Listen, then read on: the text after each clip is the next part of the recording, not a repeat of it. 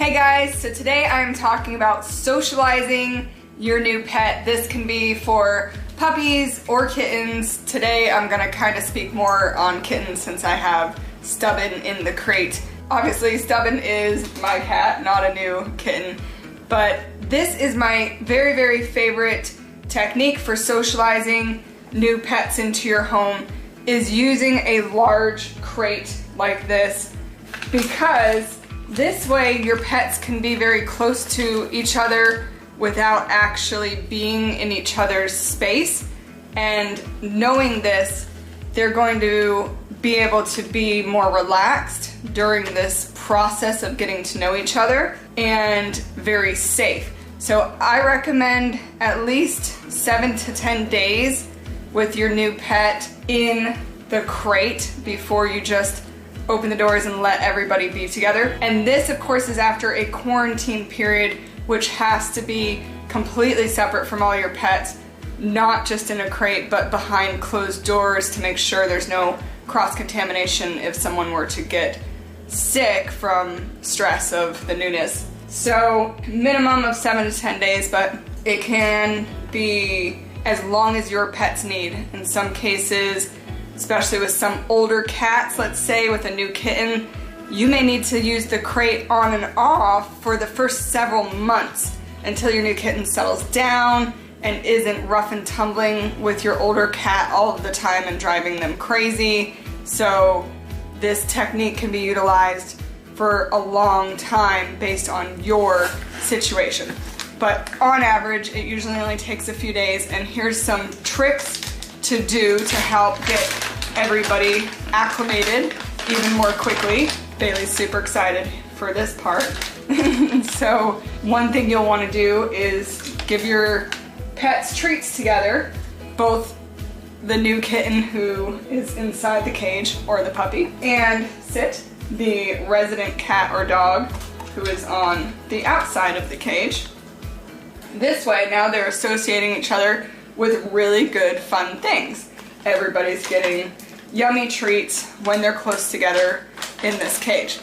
The second thing that you can do that's really helpful is feeding them side by side. So I would feed my resident dog or cat outside the cage and feed my new kitten inside the cage. And especially if your resident pet is a little more distressed about the new kitten, the feeding may be a little tough, so I recommend you can start feeding your resident cat or dog about 3 feet from the cage at first if they're really uneasy about it.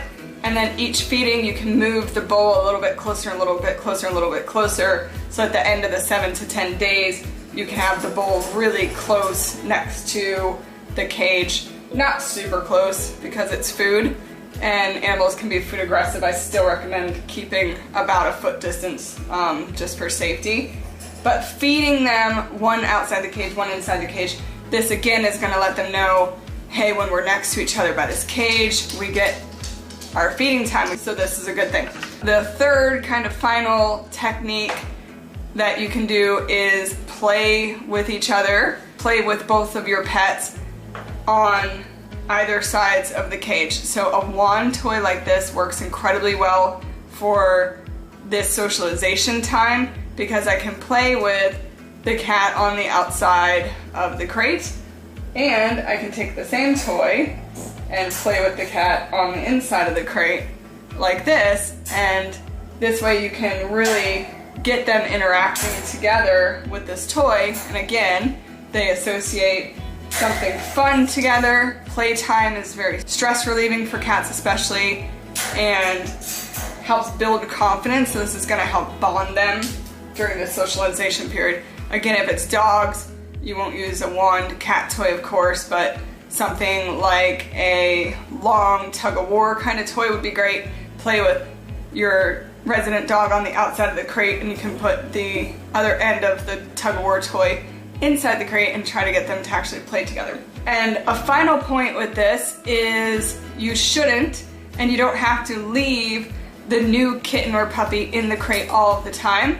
You can switch the two pets, and you should do that so that the new kitten or new puppy gets a chance to explore the new house on their own without the resident cat or dog in their face, stressing them out, guarding their territory. So I recommend do maybe about 2 to 3 hours of the new kitten in the crate, and then switch. Let the kitten or the puppy out while you're supervising, of course, if they're new pets, and then put the resident pet in the crate for a while, and just keep flip-flopping like that each day, multiple times a day. And again, that's another thing you can do to increase the speed at which you can get through this socialization period, where the new pet's gonna be super comfortable in the house because they've gotten to explore and learn the house on their own in peace, and the resident pet has gotten to know them well enough, know that they can be near them in their space without bad things happening through the safety of the cage.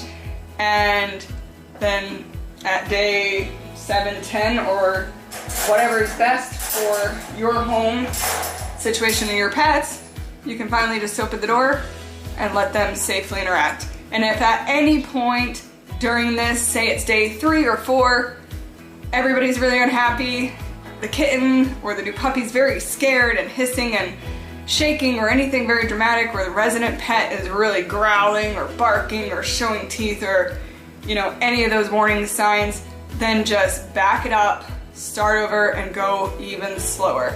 You just need to read the animals and only put them together in the shared space when you're certain everybody has been interacting for several days in a really calm, easy manner, with no hissing, no growling, no barking, no hair standing on edge, no showing teeth, just really, really calm, peaceful behavior. Then that's the time that you can let them be together.